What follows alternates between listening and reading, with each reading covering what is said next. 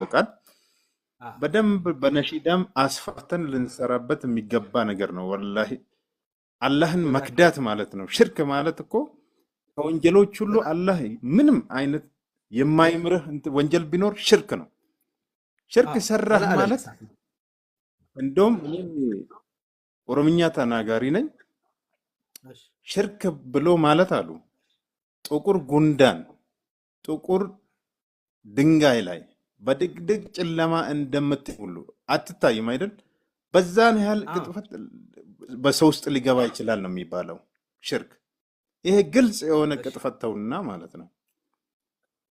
ይሄ ከላይ صح صح አንድ ሰው ሞቶ መቃብር ከገባ ኦልሬዲ ሞተዋል። በቃ ከአላህ ጋር ተገናኝቷል።